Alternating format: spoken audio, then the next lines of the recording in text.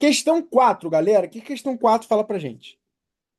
A figura A apresenta um esquema simplificado de um refratômetro, determinado a destinar o índice de refração N1 de um líquido.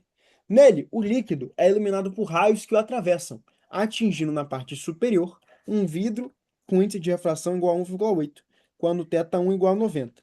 Quem é θ1, galera? θ1 é o ângulo de incidência, tá? É o ângulo de incidência. Então ele falou que quando θ1 é igual a 90, você atinge um ângulo que a gente chama de ângulo crítico. Tudo bem? Sim ou não? Beleza. Se o ângulo crítico medido foi de 56 graus, pode-se dizer que o índice de refração do líquido em questão é. Tá, ele está perguntando qual é o índice de refração do líquido. Perfeito. Bom, primeiro ponto. A gente está indo do líquido para o vidro ou do vidro para o líquido?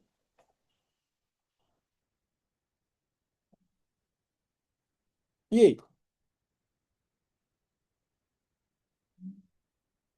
Fala para mim, galera. A gente está indo. Perfeito. A gente está indo do líquido para o vidro. Tá? Do líquido para o vidro. Tá? Então, esse ângulo aqui é o ângulo, galera, de incidência. Tá? É um ângulo de incidência. Fechado?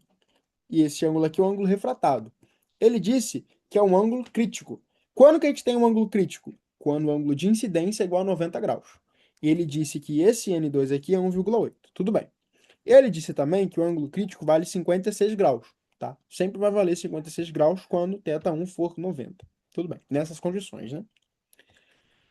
Qual a primeira coisa que vocês pensam quando vocês veem dois ângulos dados e um índice de refração dado? Fala para mim. Nessa questão, Gi, não se preocupa com o que é o ângulo crítico. Ele só falou que é um ângulo crítico, não tem muito um resultado, né? Uma definição para isso. Ah, ângulo crítico é sempre isso, entendeu? E nesse caso vai ser o maior valor do ângulo de refração. Ele falou aqui, ó, máximo valor para ângulo de refração. Tudo bem? Então a gente chama de ângulo crítico. Significa que depois desse valor a gente vai ter reflexão total, né?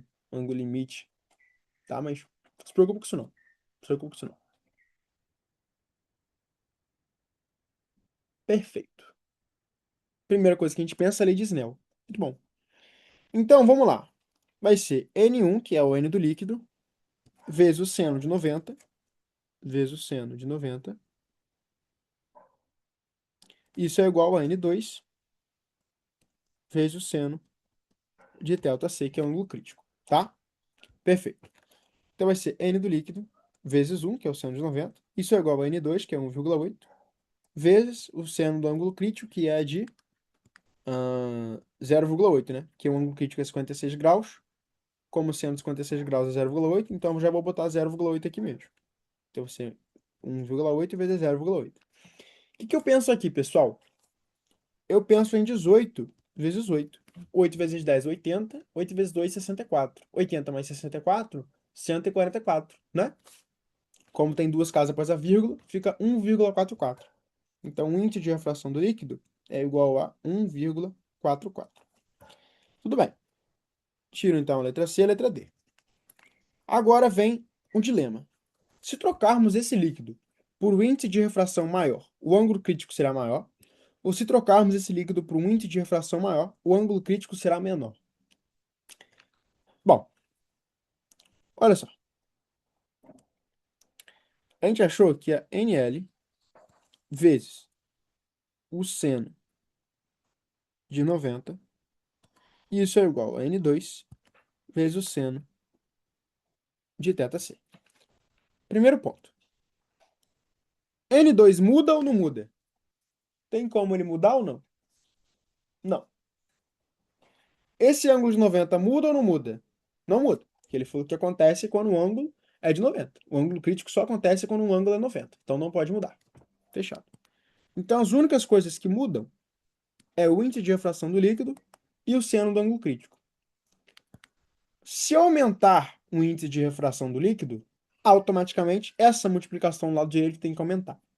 Como o índice de refração 2 não muda, então, para a multiplicação aumentar, o valor do seno do ângulo crítico tem que aumentar. E para o valor do seno do ângulo crítico aumentar, a gente tem que aumentar o ângulo.